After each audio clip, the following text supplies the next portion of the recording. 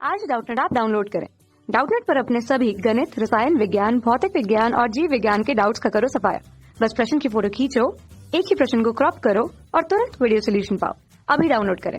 Hello दोस्तों, हमारा प्रश्न है वायु में ध्वनि की चाल पर किस भौतिक राशि का प्रभाव नहीं पड़ता है। हमारे पास विकल्प दिया गया है। पहला विकल्प है ताप, दूसरा विकल्प है दाब, तीसरा विकल्प है आर्द्रता और चौथा विकल्प है वायु वेग। ठीक है, तो अगर हम वायु में ध्वनि की चाल अगर हम देखें, ठीक है, तो लैप्लास के द्वारा जो दिया गया सूत्र है v बराबर वो क्या होता है, रूट अंडर गामा p बटा d।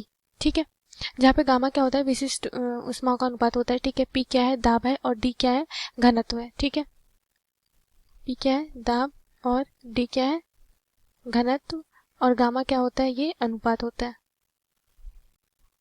ठीक है, तो ये हमारा क्या होता है, लैप्लास के द्वारा दिया गया ये सूत्र है।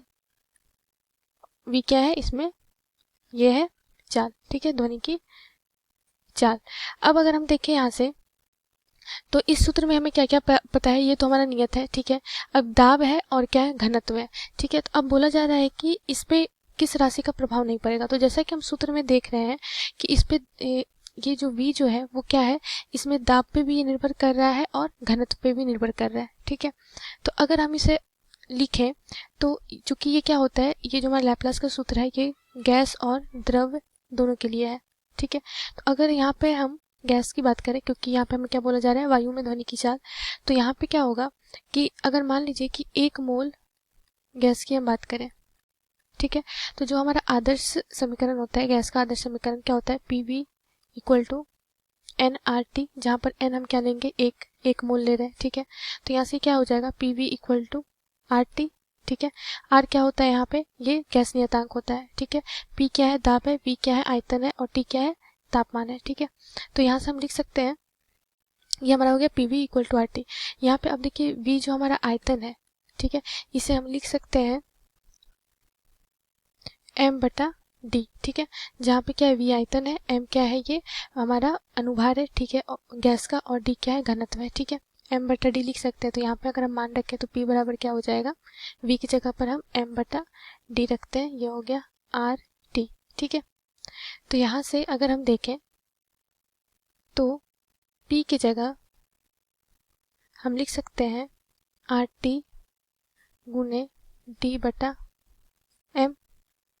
ठीक है, पी की जगह पे क्या लिख सकते हैं हम, आर टी बटा डी बटा एम लिख सकते हैं। ठीक है, और यहाँ पे अगर हम पी बटा डी के रूप में देखें, ठीक है, तो पी बटा डी के रूप में भी हम लिख सकते हैं। इसको कैसे लिख सकते हैं, ये हो जाएगा आर टी बटा एम। ठीक है, तो यहाँ पे ये जो हमारा सूत्र है, मान लीजिए ये समीकरण 1 है, ठीक है, और ये समीकरण 2 है, तो इसका मान हम रख सकते हैं समीकरण 1 में, तो क्या हो जाएगा, v बराबर हो जाएगा रूट अंडर गामा p बटा d। ठीक है, ये जो हमारा दाब बटा घनत्व है, इसे हम लिख सकते हैं p बटा d को आर टी बटा m के बराबर। ठीक है, ये हमारा क्या आ गया, एक नया सूत्र आ गया। ठीक है, v बराबर गामा आर टी बटा एम, जहाँ पे टी क्या है, तापमान है, आर गैस नियतांक और एम क्या है, अनुभार है। ठीक है, तो यहाँ पे देखिए जो हमारा तापमान है, ठीक है, तो यहाँ पे देखिए तापमान पे निर्भर कर रहा है। ठीक है, जो हमारा चाल है उस पर क्या कर रहा है, तापमान पर निर्भर कर रहा है, अनुभार पर निर्भर कर रहा है, और ये क्या है, ये तो अनुपात है। ठीक है, और आर भी क्या है, हमारा नियत रह रहा है। तो यहाँ से हम कह सकते हैं कि जो v जो है वो सीधा समानुपाती है किसके, रूट टी के। ठीक है, अर्थात जो चाल है वो क्या कर रहा है, तापमान पर निर्भर कर रहा है। तो पहला तो हमारा विकल्प नहीं होगा।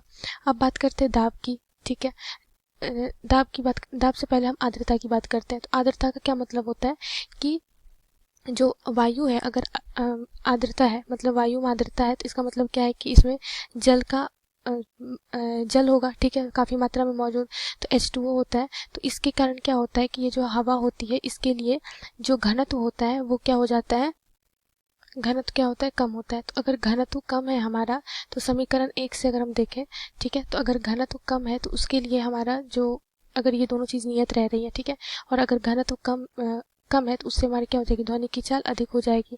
तो ये आर्द्रता से भी क्या हो रहा है, आर्द्रता से भी हमारा जो चाल है, ध्वनि की चाल, वो निर्भर कर रहा है। ठीक है, उसी प्रकार अगर हम देखें वायु वेग, ठीक है।